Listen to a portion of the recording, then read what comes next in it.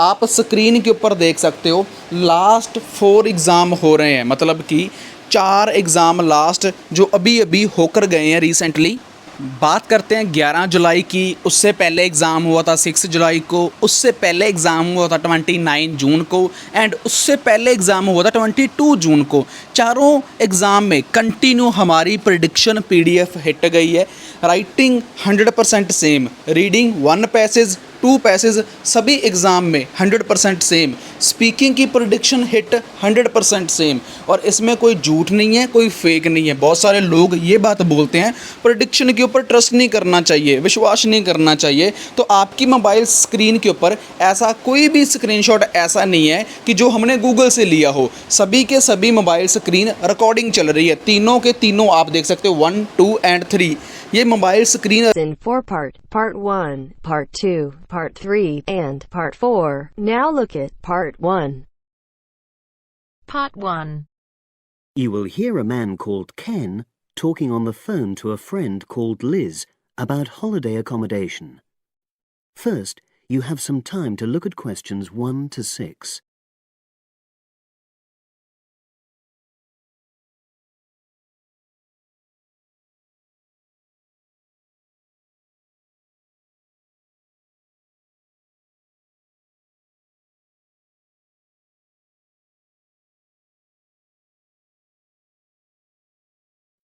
Now we shall begin.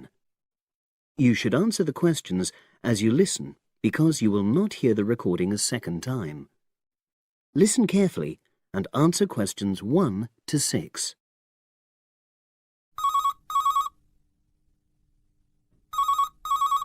Hello.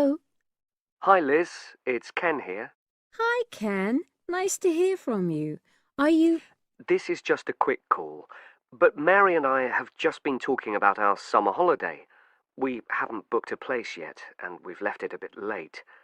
We were just wondering if you know of any holiday rentals in your area. It's so nice there. Well, yes.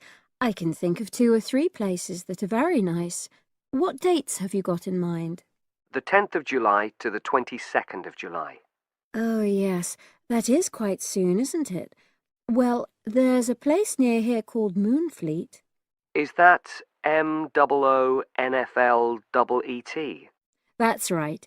It's quite a rural location, and it's next to the owner's house, but it's got fields all around it, so it's very pretty. Sounds okay. Can you tell me a bit more about it? Well, it's an annex to the owner's house, and it's an apartment with 2 bedrooms and an open-plan living area. Well, I like the sound of it. Is there anything we might not like about it? Well, it's quite a distance from the nearest shops, that's all. Okay. And... well, I'll tell Mary, but I don't think she'd mind that. Do you know how you book it? You have to book on the internet. There's a web address. It's www.summerhouses. One word. Yes, then .com. You'll be able to look at a photograph on that. Okay. And what about the others? Where are they? The second one I'm thinking of is called Kingfisher, and that's even more rural. It's a really beautiful location, in fact. It's by the river, and it's got nice views. It overlooks woodland on the other side. Is that an apartment? No, it's a 3-bedroomed house, and that's got a dining room as well as a separate living room and a kitchen. But I expect it's more expensive. You'll have to check the prices. It's probably a bit bigger than we need, but our nephew might be joining us. We're not sure yet. How do you book Kingfisher? You have to phone the owner directly. Shall I give you the number? I've got it here in my phone book. It's 01752 669 218. Right. Before you hear the rest of the conversation, you have some time to look at questions 7 to 10.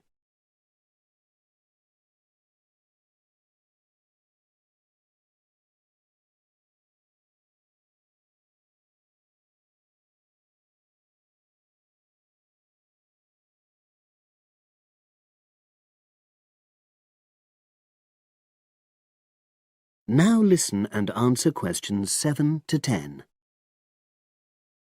And you mentioned a third place? Yes, there's a house that my sister stayed in last year. It's called Sunnybanks. Nice name. And the location of that one is rather different. It's in the centre of a village, but it's a very small and quaint place. Did your sister like it?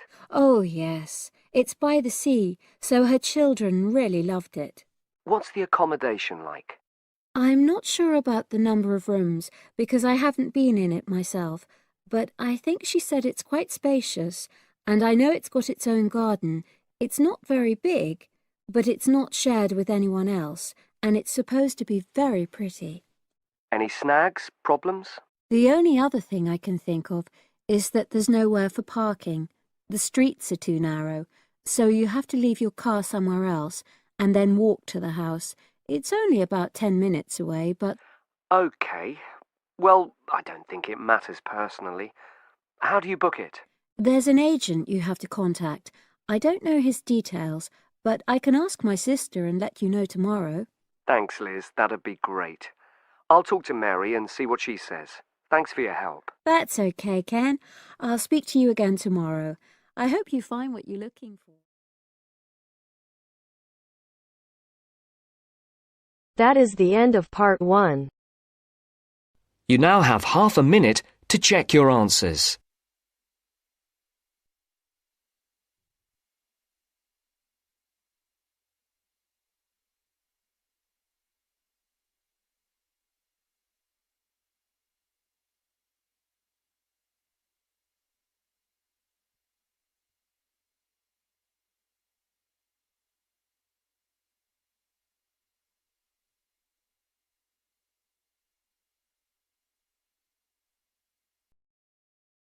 Now turns to part 2. Part 2. You are going to hear a tutor talking to a group of philosophy students. First, look at questions 11 to 13.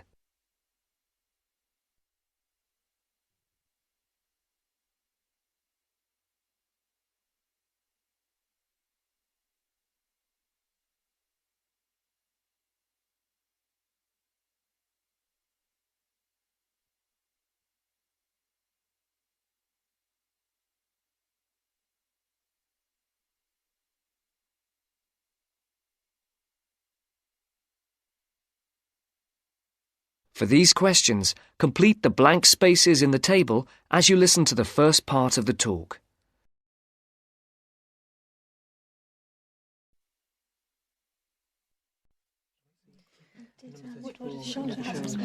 Good morning, everyone. Good morning. My name is Dr. Russell, and I am your tutor for philosophy this year. I think we're all here. Let's see, 5, 6, 7. Yes, that's everyone. Before we look at the 3 lectures you've had on philosophy this week, I would just like to run through a few things about what you can expect of me as tutor and what in turn we expect of you. As for myself, my function as tutor is to help you in all things relating to your work in the philosophy course. The help that I am able to give is, of course, mainly academic.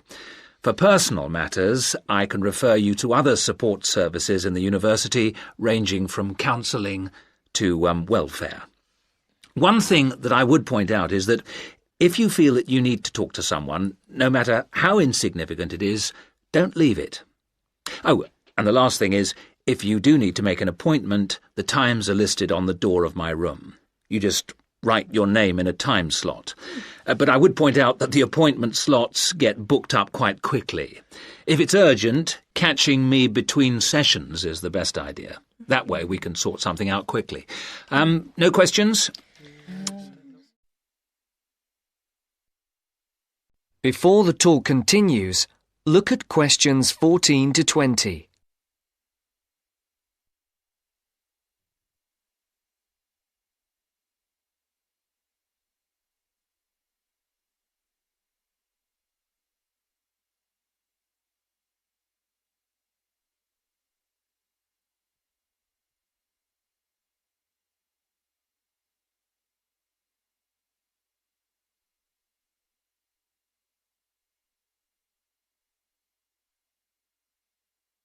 As you listen to the second part of the talk, answer the questions. For questions 14 to 19, circle the correct letter, A, B, or C.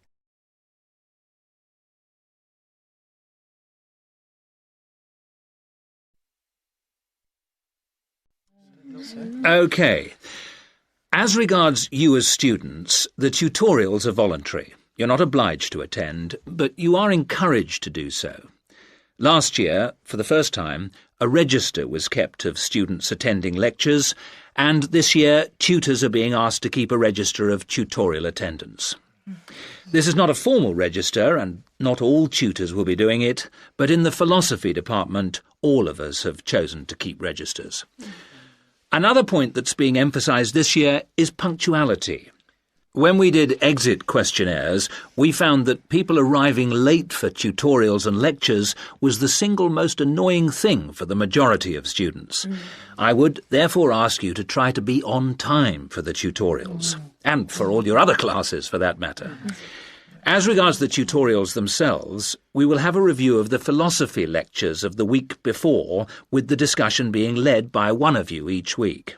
There is, of course, some planning involved, but you should rely primarily on the notes you made at the lectures. This will not take up the whole of the 90 minutes allocated to the tutorial. For the rest of the time, we will look at a particular philosopher, period or concept for which you will be expected to do some preparation each week. This will range from reading about a particular individual or concept to preparing a brief outline on a subject of your choice. How much you put into this depends on you, but we're not expecting in-depth analysis at this stage. Are there any questions so far? I'd just like to ask whether the work we do in the tutorials counts towards our continuous assessment, and if so, how much? I was just coming on to that point. All the work you do in the way of essays and project work that is graded counts towards your continuous assessment grades. The mini presentations and lecture discussions will not be graded, but obviously, as time goes on, these activities will, I hope, have an impact on your work, and hence your scores. Does that answer your question? Basically, yes, but what about... That is the end of part 2. You now have half a minute to check your answers.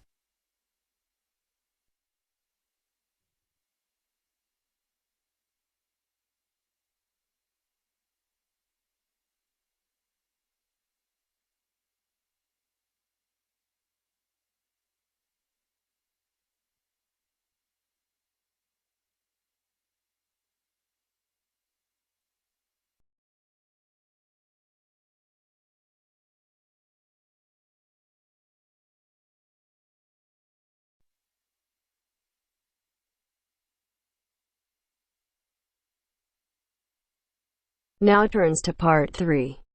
Part 3. You will hear a discussion between two students and their teacher on a planned charity event. First, you have some time to look at questions 21 to 25.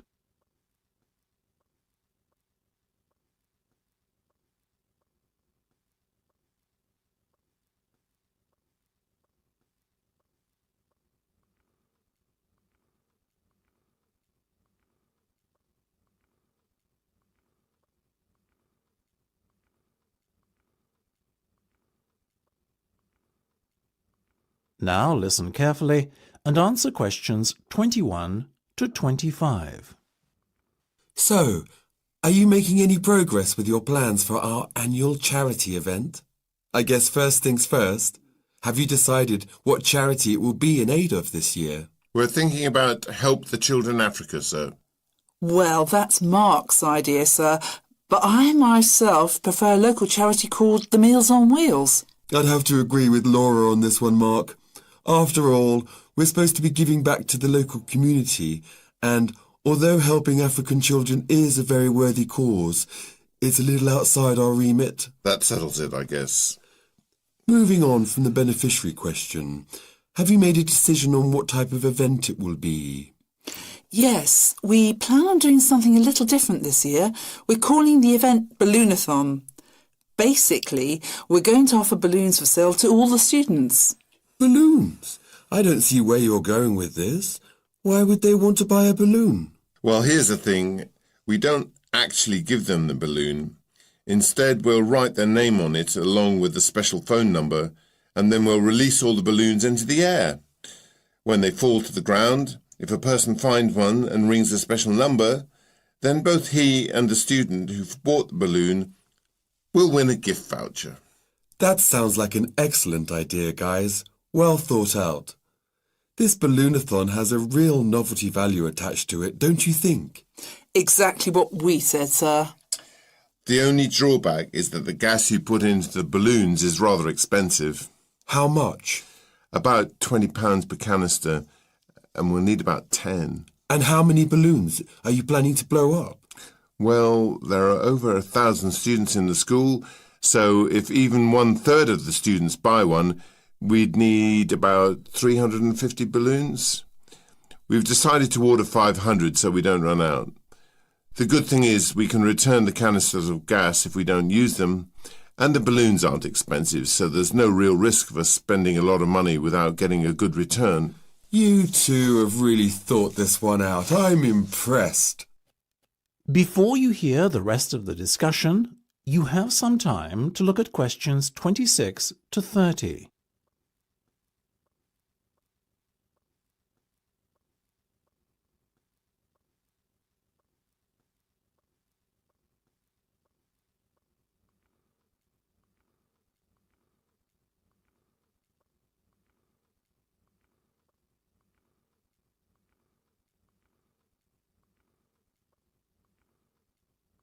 Now listen and answer questions 26 to 30.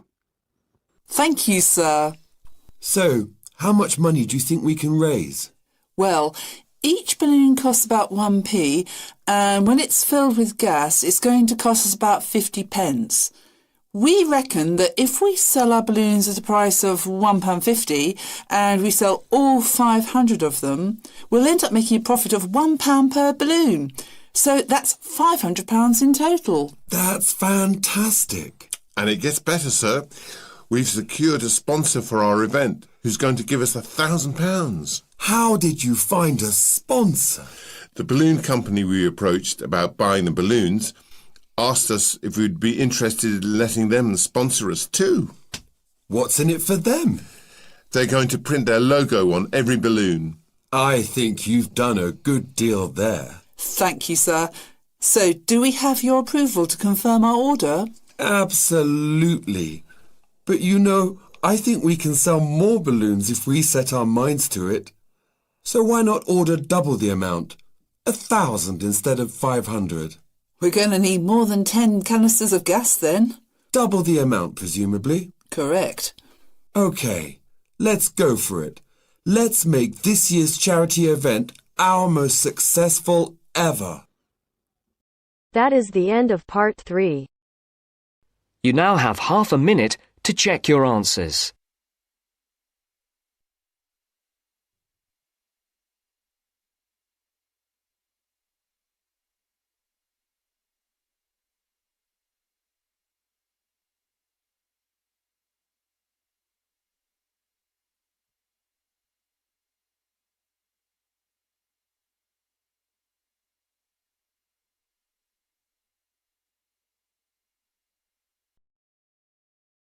Now turns to part 4. Part 4. First, you have some time to look at questions 31 to 40.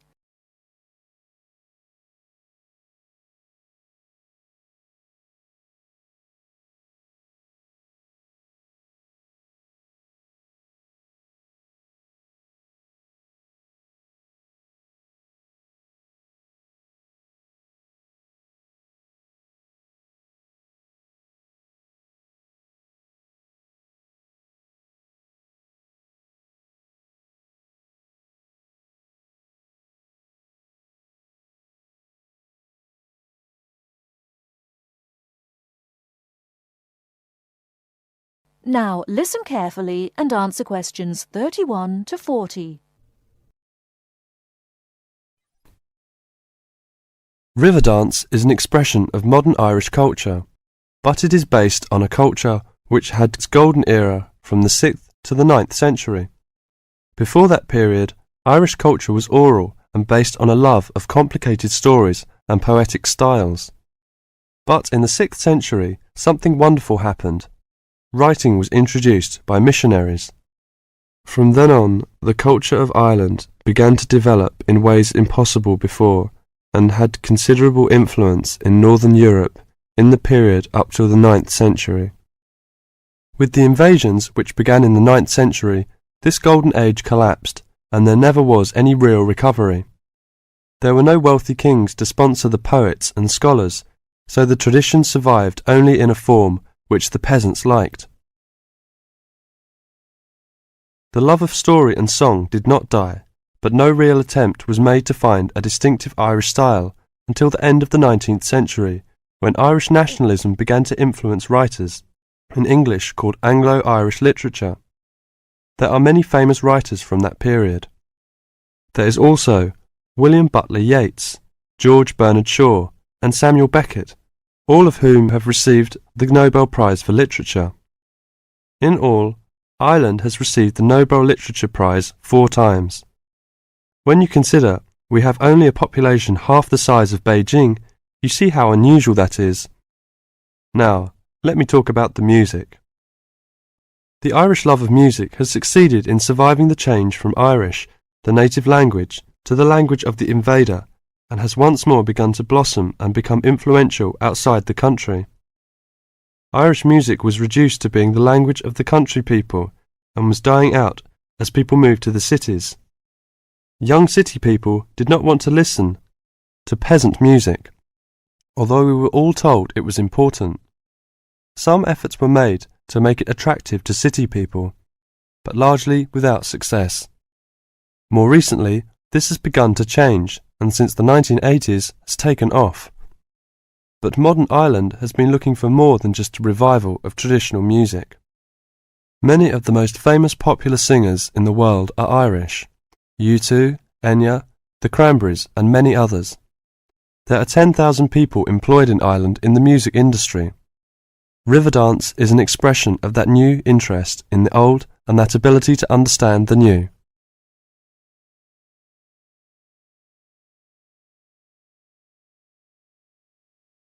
That is the end of part 4. You now have half a minute to check your answers.